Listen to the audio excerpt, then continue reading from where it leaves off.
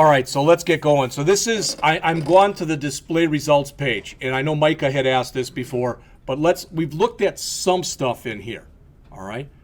But I want to just talk about some of the stuff that we have to get to. First of all, if you noticed, we're checking if it's empty, then we're checking if it is numeric. Then we're checking if it's empty, and we're checking if it is numeric. Then we're checking if it's empty, and we're checking if it is numeric. I mean, you see a pattern there? All right. What would be nice would be to write two functions and call each of those functions 3 times. That's what we're moving toward. All right. It's not a real big surprise to anybody. It won't be when we start doing that stuff. All right. There's other kinds of things. So again, and I have not tried this, so I'm going to try it right now just for the heck of it. So I'm going to come in here and I'm going to say script alert hello script. All right, now I'm going to calculate. Okay, it says I got a problem with my number formatting. Well, that's actually a good thing. I can fix that formatting. But I've said this before, if you do that and it comes up with an alert box that says hello, that means that anybody can type JavaScript onto your form and get it to run. All right. Once they do that, that's a big step towards getting into your site. I'm doing some work now on Fridays. I'm at a company working and they wanted to get some stuff on secure coding. When I get all done, I'm putting all this stuff together and I'm going to put it out there for you. But one of the things that they talk about when you're working on, I mean, it's the number one cardinal rule. Trust no input. Doesn't matter who it's coming from. Trust nothing. Validate everything and be ready to validate often, because all it takes is one person to get in and do some damage. All right? All right, I did want to come in here and talk a little bit.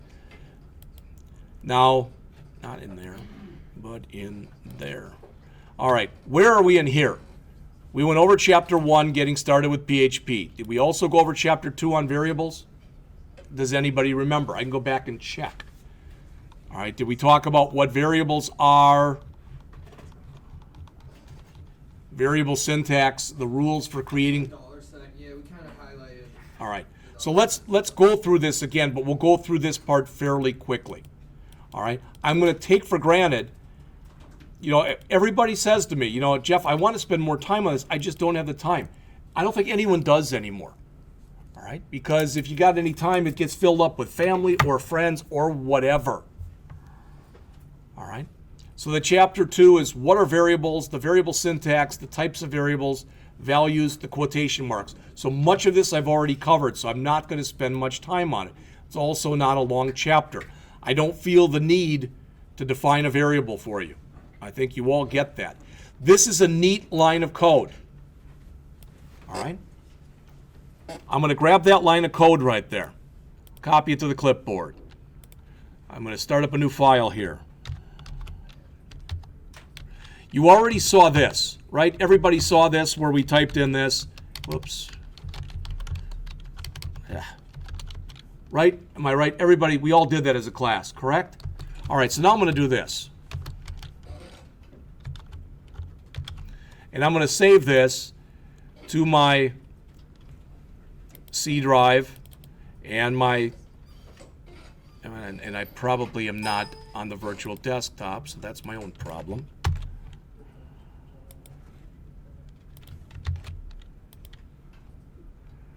All right, so I'll save it right out here to my future value, which is on what?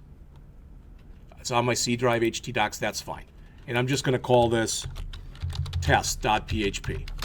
All right, and that's just that file. So I want to run that file and show you what comes up when I run it. Okay. And I'm going to show you a way that we're going to clean it up in just a minute. What this just did was it dumped out all of the global variables that exist inside of PHP. Print R is a way that you can print things that are basically arrays. All right. The bad thing is, as you can see, it doesn't do much here as far as formatting. So let's see if we can format that by literally just putting in, as they say, a splash of HTML.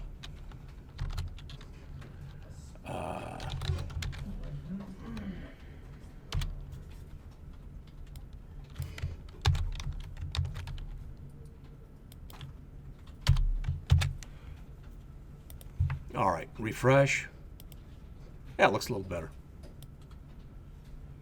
When you use those pre-tags, it basically, all right, it says, internally it says to do some formatting. But all I want you to understand here is these are all of the different variables that you have that are built into the system. You'll notice that they start with all sorts of things. Some things that are in here start with PHP, some start with HTTP, some start with server. All right? And a couple things that are in here just again, so you see these. All right? Notice PHP self. All right? You're used to doing something like this where you say action equals this, and that'll still work. But typically, if you want to force the user back to the page they're currently on, you end up using PHP underscore self. All right? Why? Because that's the way that you do it on the client side. That's not the way you're supposed to do it on the server side. All right? But there's a bunch of built-in variables. That means that anything that's in here, you can potentially use in your program. And it may not look like much, but when you start looking through it, it shows you all the stuff that you have available to you. All right?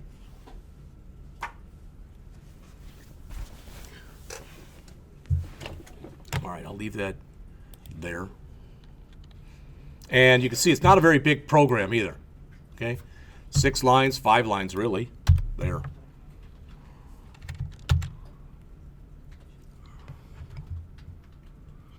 All right, so let's go back then, go back to the book.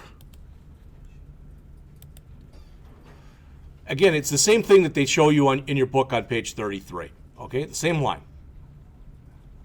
Okay, I just surround it with pre-tags. And they explain what some of those variables are, and they do show it with pre-tags over here. But notice what they have, they've got port numbers and some other stuff. They've got information there that you may be able to use. Okay. The other thing I want you to notice is if you look up here, we can pick out any one of these. I don't care what it is. But for instance, I'm going to pick out this one right here. So this has got bracket, server, software, bracket, an equal sign, a greater than sign, and then Apache with some stuff. Everybody see that? What we're printing out here is we're printing out an array.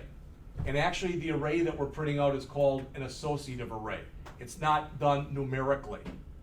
So in other words, instead of you saying this is element 0, element 1, element 2, etc., we give, instead of having numbers, we put names in there. And it's a big deal. It's a real big deal when you start working with databases.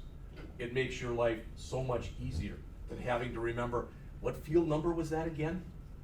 All right, it's a pain in the ass doing it the other way. Some people still do it that way, but it's just a royal pain to do it that way. All right, so here's your golden rules for syntax.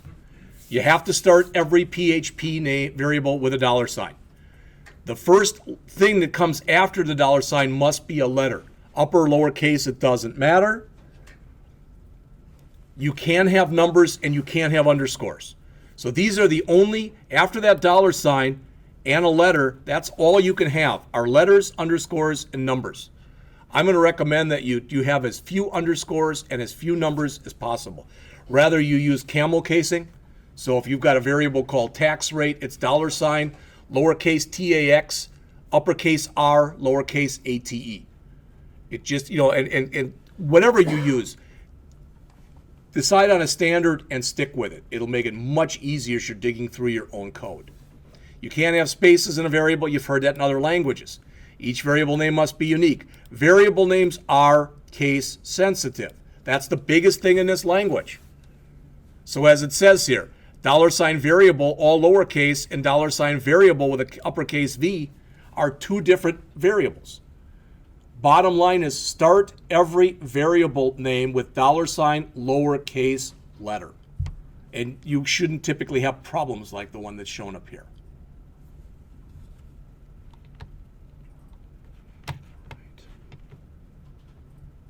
Yeah, I mean, always use lowercase, make them descriptive, etc. All right?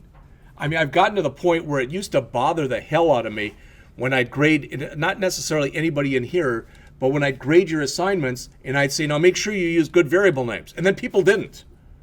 It was almost like, I'm not going to, so what are you going to do about it? But their logic could be really good and their program would work just fine. All right? But to me, you're just, why not make it as easy as you can possibly make something?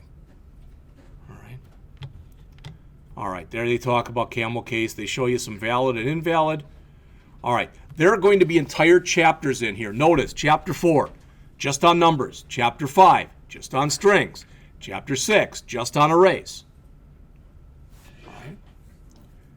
In some ways, not in all ways, but in some ways, PHP is very similar to JavaScript. It's loosely typed. What does that mean? Anybody, what does loosely typed mean? Not Mike. Case insensitive. No. Oh, I know you just said that. Remember, we can do this. Declare your own data type? I can say $name equals Jeff. Then on the next line, I can say $name equals 34. Oh, gotcha. That's a loosely typed language. All right? So you can change things. And one of the ways that PHP is basically like JavaScript is that it doesn't care what kind of numbers you're working with. It's a number data type. All right? Now, unlike JavaScript, in JavaScript you can use double quotes or single quotes for a string. You can do that in PHP also, but it means something different. We've talked about that already. Again, if I do that, if I say $name equal Jeff, first of all, that should be single quotes. Why? Because that's just making the compiler do less work. But if I say this, echo, all right, and I go, my name is $name, like that. It's going to come back and it's going to say, my name is Jeff. All right, if I do it in single quotes, and I know I've shown you this before, but I'm going to show you a real good workaround for this. Right now, that's going to say, my name is $name, which is almost always, you're never going to want that, right? So, but I want to use single quotes, dang it. All right, so all you do is you say, my name is, space, end your single quote, put a period in there, and say, $name. That'll work whether you use uppercase or lowercase. But you should get used to either doing this or doing this. And actually, this is probably a better way because you're not making the system go through the trouble of interpolation right there when you do this. All right. So you should really only use double quotes when really there is a need to use double quotes. If I'm printing out a long string and it's a literal string, all right, never use double quotes. There should not be a reason to do that. It's just a waste.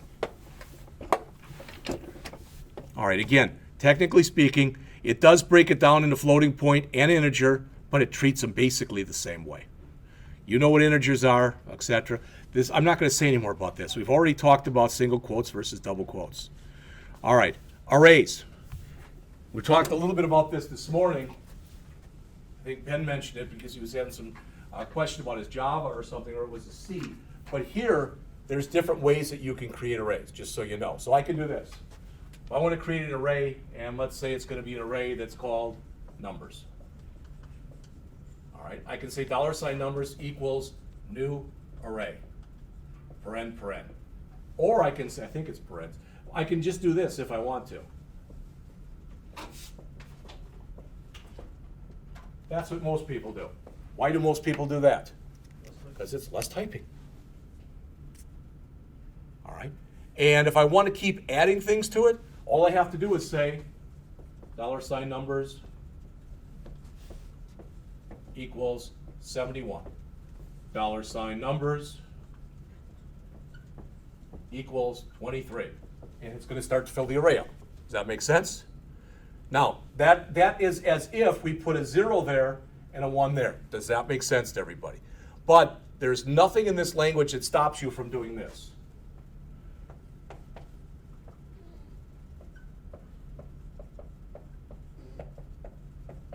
Now, if I do that, it automatically expands the size of the array.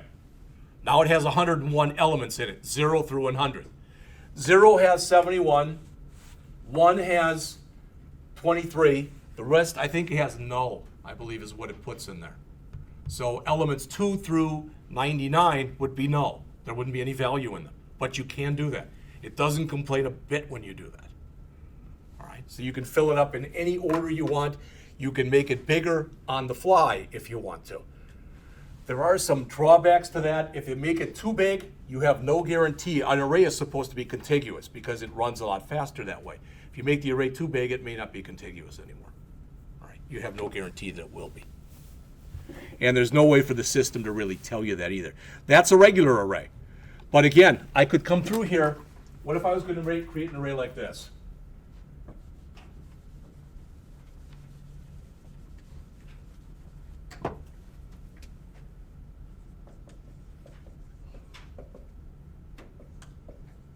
And then I started to come in here and say,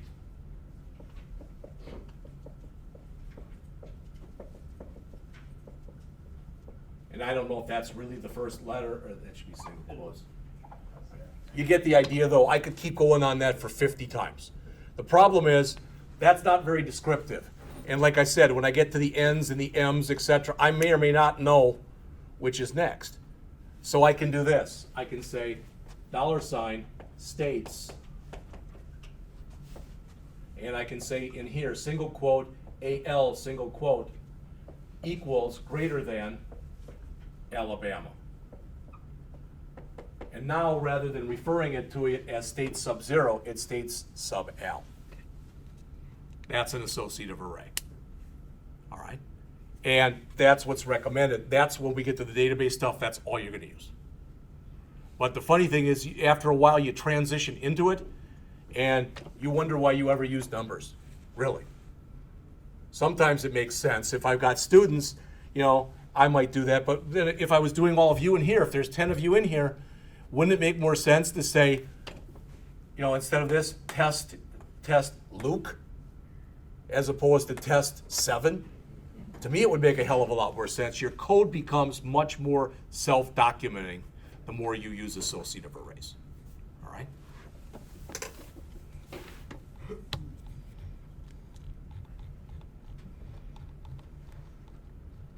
Now, they do have in here, you know, one of the reasons I picked the book is he puts, there are a lot of programs in this book. Most of them are very small, all right? And all the code is out there on the P drive. And it's out there on Blackboard if you want it, all right? Because when people say to me, and Mike, please chime in if you disagree, you don't learn most of the stuff you learn in here in this class listening to me talk. You learn by practicing, creating a PHP document and getting it to work, and then once you get it to work, start changing stuff so it doesn't work. That's how you're going to learn. That's how any programmer learns. Fighting with code. All right, and there's more on the quotation marks, the single and the double quotes. I don't think there's any, you know, very similar to the example that I showed you. All right, let's jump into this, because this is more along the lines of the example that I had you doing. So we'll go through part of this and we'll take another break. All right, HTML forms and PHP. All right. When you do this, when you think about it, what we did in this future value thing is we had all of our inputs we put into our index.html file, right? Then we clicked the button that said calculate, and if it worked, we went to our display results.php file, correct? Wouldn't it have made more sense to stay right in the file we were in? You can combine your HTML form and your PHP that processes it in the same file. The disadvantage of doing that is now you've combined PHP and HTML. You know, and that's kind of like combining PHP and JavaScript. You really aren't supposed to do that. But one of the things that we're going to get into in a later chapter are using include files. So we'll take all of our header stuff, all of our footer stuff, and put them into external include files. So it'll look almost like straight PHP. In fact, I was taking a course this summer. This guy put a course out there on Udemy, and it was free, and it was just a couple hours long. And he built this entire app where if you would have looked at the equivalent of his main, all it was like about 15 include files. Include this, include this, include this, include this, include this. All right? And technically, if main is supposed to be a driver, he was doing exactly what you're supposed to do when you code. All right? And he did a good job of, he had maybe 10 different jobs that he wanted to do in the program. Each one was in its own PHP file. It was set up really well. Yes? Does that make it run slow by any chance? No. Like Well, I shouldn't say that. Doesn't make it run slower. Technically, if you've got 10 different files, the system has to be able, when it goes from one file to the other, that's going to take some time. but You know what I'm not saying? really noticeable to the RI, basically. It'd be like hair of a second. Yeah, that's my feeling. It depends. I mean, your question's a good one, but the answer is, okay, if you're talking about having 9 different files, each with 1 million lines in them, and having to go and whip back and forth, yeah, it's probably going to. But if you're writing 9 files and each one has 1 million lines, you probably shouldn't be coding anyway. All right? But it's also going to buy you things. It's going to buy you, as they say, it's going to buy you so much when you're in there and you're trying to debug. Yeah, that's what I was figuring, because you got just that function Yeah, right there. Yeah, and some of those includes could be reusable for other projects. That's you're right. working on. there are Which is the there are biggest people reason to do it. there are people that literally. I mean, you can go out and you can find free templates. You know, there's free HTML templates, free HTML5 templates, free CSS templates, and with the way a lot of people have written those is they're written as like as PHP files. And they take all that stuff, like Mike says, because I can tell you built that website. Why? Because that's your template, type of an idea. All right. All right. So they start coming in here, and now we're just going to look at the form stuff. So this is even a simpler form than the one that we wrote. Okay. So you've got a little bit of stuff in here, but there's nothing in here that I think that there's no one understands. What's new again, and we've already seen this, is what we want to do is we want to make sure now that our action's going someplace. Again, as I said, it can stay on the same page. We'll get to that. But for where we are right now in this chapter, okay, we're just going to we're just going to stay. We're going to go to another page, like it shows right here. All right. So is there anything in there? I mean, take a look at this. Here's our form. We're saying the action is, once we submit the form, go to handleform.php. All right? There really and truly shouldn't be anything that's in here. And I guess one more line further. There should be nothing in there that anyone in here doesn't know. All right? I was going to tell you, too, believe me, when I say this, I'm not promoting myself here. But if you say, well, geez, I kind of forgot some of the stuff from like the 157 class. I've got... Just in the last 2 weeks, I've done 50 lectures, or 48, something like that, for the 152, 157 that I'm doing online. They're out there under my YouTube channel. If that helps you, then go back and review it. All right? I wish I probably wouldn't have picked that book for myself, but Jim Schmidt likes that book, and that's why I picked it. Joe's Pizza? It's, no, it's a different one. It's by the same author. It's by Terry Felk Morris. And the one that we're doing in there is the... Now I can't remember. There's also But- Code Academy and Khan Academy for HTML refreshers. Right, and there's W3 schools. I mean, you've got an unlimited number of resources out there. Because we had a discussion with somebody who's in your online class today about other things to look at Yeah. rather than just lectures. Well, the other thing that I did too in that class, and I told everybody in here, is I built that real simple site with about 5 pages on it. So it's got JavaScript, it's got the thing on Trump, and it's out there. And I used the author's example from chapter 14, created an online store, and I'm even going out to her site for it. All right, it doesn't totally work, but I put all that stuff out there. All right, but you're right. Okay. See, again, part of my job in here, the way I'm looking at it is, okay, I want to teach you the PHP stuff. All right, so I don't care about showing you that form. I think that everybody who looks at that form should understand what's going on. The key to being able to use PHP, believe it or not, okay, is that right there. That's the key to using the whole language. And what I mean is, when you're using gets, you want to be able to call this, and not just call it, but you want to be able to pass information into it. And you pass information into it on a get right on your query string. And if it's a post, you're hiding it in the HTTP header. But the point is you're passing in information. Because I want to make sure that if I'm creating a site that's got some kind of an e-commerce site, there's a big difference between me going out to a page with 1,000 baseball caps in it and me putting in the exact cap that you're looking for. Let's say you're looking for an Atlanta Braves cap. So I say question mark equals, and I've got something like, number, and I put that number in there, and boom, they can pop right to that. That's the key to being able to use this language more than anything else. And I'm taking for granted, they talk about it in here, and I think I've even shown you this already, but I don't care. I'm showing it again.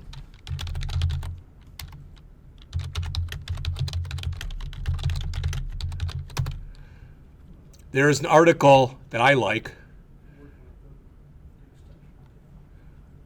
It's not under that one. It's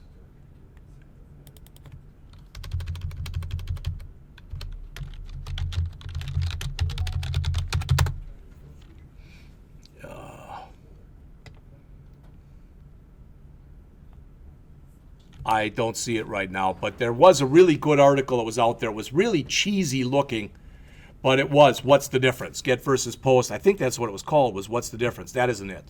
But if you need more about the differences between post and get, well, there's a good example right there. All right? And I'm not even going to look at that. Let's just talk about the differences.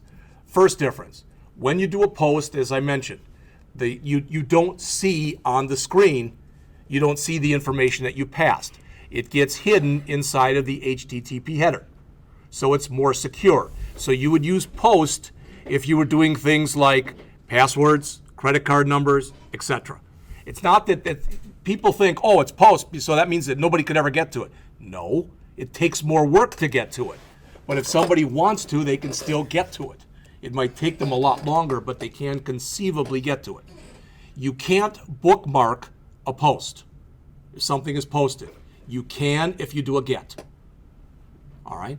A post can be almost, I think 4 meg, it might be 4 gig now, but I think it's 4 meg, so that's a pretty big thing that you can put into a post. With a get, it's usually 4K.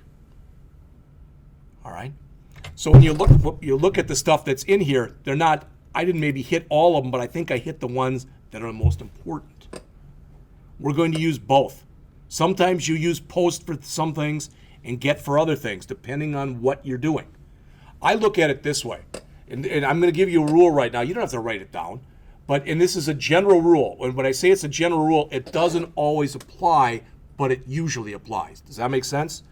I look at this and I think, okay, eventually I'm going to be doing work with database. Okay? So eventually I'm going to be doing what? I'm going to be doing inserts, I'm going to be doing updates, and I'm going to be doing deletes, correct? All those I'm putting into a post. If I'm doing a select where I'm just reporting data back, then a get's fine as far as I'm concerned. Now again, there might be times when both those things I just said, there might be exceptions to those. But normally, that's the way that I look at it. Because if I'm inserting data into a database, a lot of times at least they're getting it off a form. That's what we'll get to in a little bit here. And when you're getting stuff off of a form, there might be sensitive information in there. It wouldn't make me feel good if I looked along the top there and I saw my social security number. All right? No, I'm serious. I wouldn't feel very confident.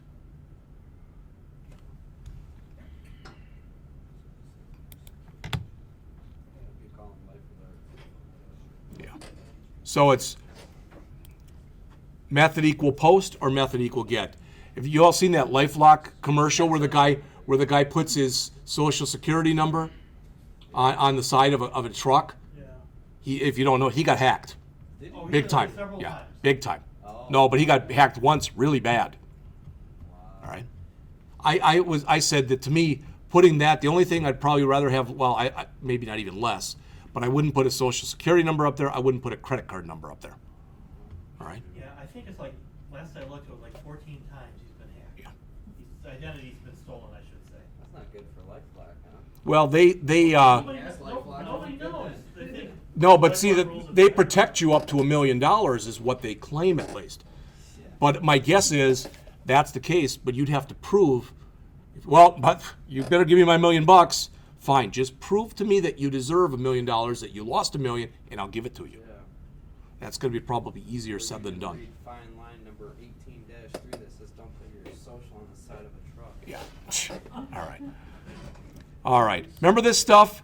This is all stuff you should remember from what we've done in the past. So you should know how to use radio buttons. That shouldn't really be new to you. All right. Okay. So remember. So you come in here and you've got this stuff right here. So I'm going to grab something that looks simple if there is anything. Of course, there would be all radio buttons. Well, that was interesting. How about this? Email address. Okay, everybody see that right there? Okay, so I've got that email address, and let's assume right now this is in, I don't know, let's just assume it's in index.html. It could be a PHP file, we don't care. All right, and then once we send it, we're going to handle form. So that means that once I'm inside of handle form, probably one of the first things I'm going to put in there is something like this.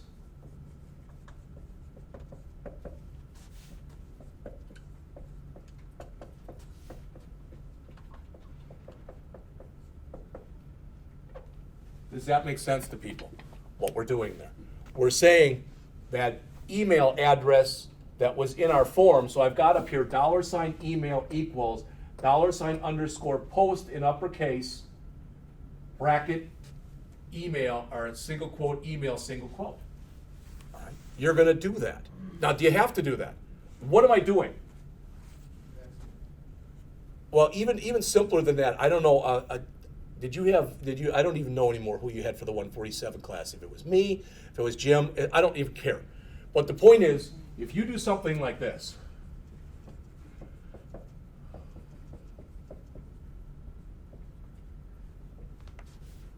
no, I don't even want to do that.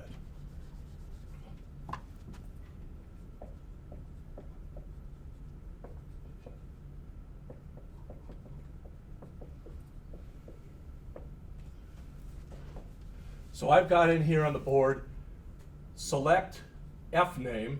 So I'm assuming that there's something in my database that's called fname. And I'm saying as, and I've got in single quotes, first name from employees. Can anybody tell me a one-word thing? What are we doing right there? One word. What is this? That's what F name is going to show up. Yes, one word. It's an alias.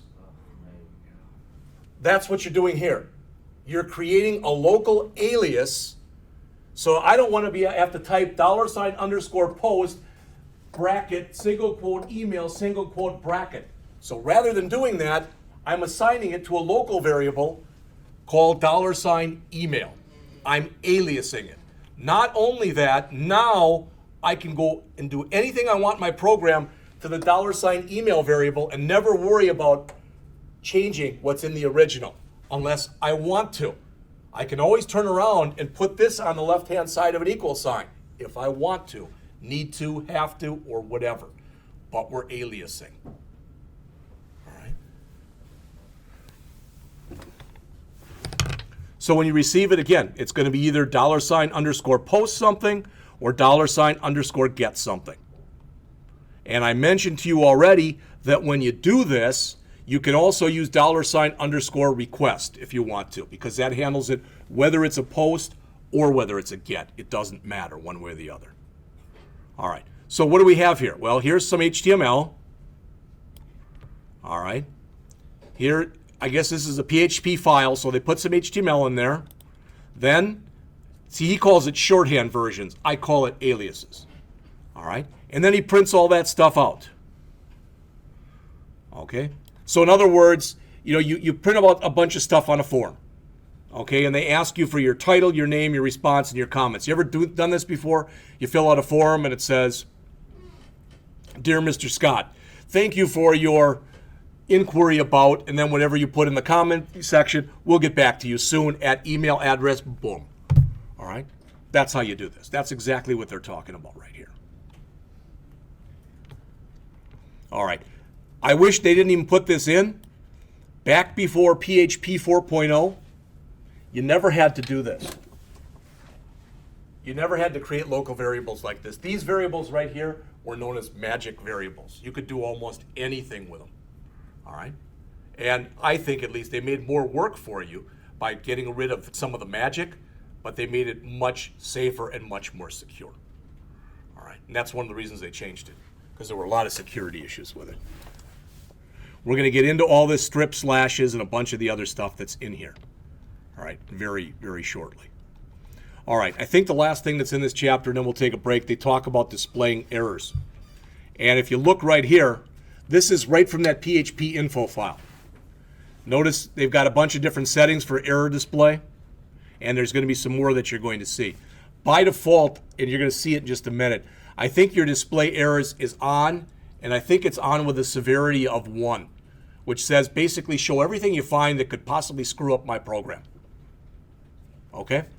You can turn that off, and once you get your app done and you put it out there for other people to use, you better turn that off, because then what you can do is you can write your own error pages. You know, that's why what you see there is, you know, what you see on an actual finished site is something like, we are experiencing a problem at this time, please try again later. But they don't show you things like port numbers, database names, etc. You better not, or you're really asking for trouble. So if you set this right here, if you say at the top of your PHP program, ini underscore set display errors 1, that says show me every error. And normally under XAMPP, that's turned on by default. All right. What's nice is you can turn it off. And if you're testing a site that's got 10 pages on it, you can turn it on just for one of those pages. And then the only errors that are going to show are going to be the ones on that page. All right? Which you may want to do depending on how you're testing, what you're testing, etc. All right. So they show that. All right. And these are the reportings.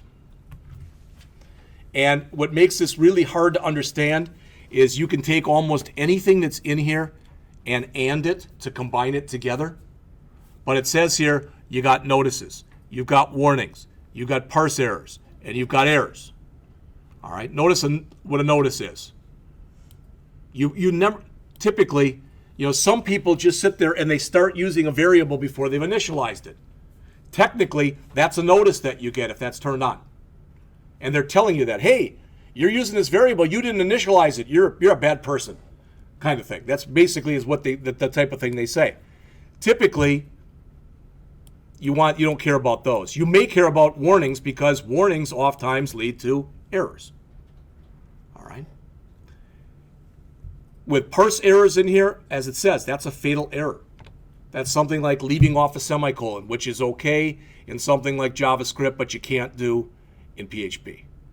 All right. These are the constants that are associated with them. So notice, warning, parse, error, all, which means turn on everything.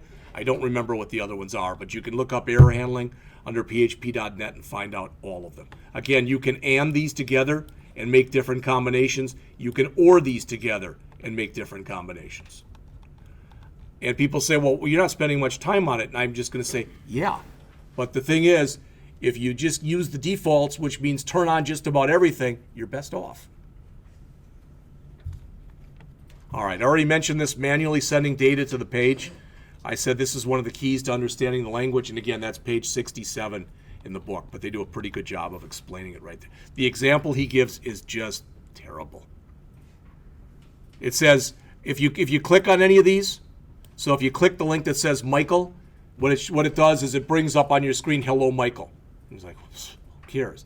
But the point is, it shows you the name of the file, ampersand, and then it shows you the parameters that you're passing. So that's why the program isn't bad. Okay? I wouldn't write one like that, but they did, and it does work. So hello, Michael. See that right here? See this? Name equal Michael. So they passed that information in. So when they call this, as you can see right here, when they're calling hello PHP, they're calling it the same way. These are those different hyperlinks. Michael, Celia, Jude, and Sophie. And every time you're calling hello.php, but every time you're passing the parameter name, but every time that parameter has a different value. All right? And you probably would even want to set it up, maybe even have another one under here, or have a hidden one or whatever. What happens if somehow somebody can circumvent it and put in no name whatsoever? All right.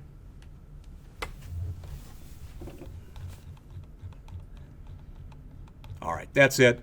Let's take a break, and we'll come back and we'll go through a little bit more of this. It's 4:18. You know what? I don't think anybody would disagree. I think we've all had enough for today. All right. So we'll call it a period. You can stick around, so if you have any problems and you need help with anything, I'll be here till 4:50. Mike will be here till 5 o'clock. All right?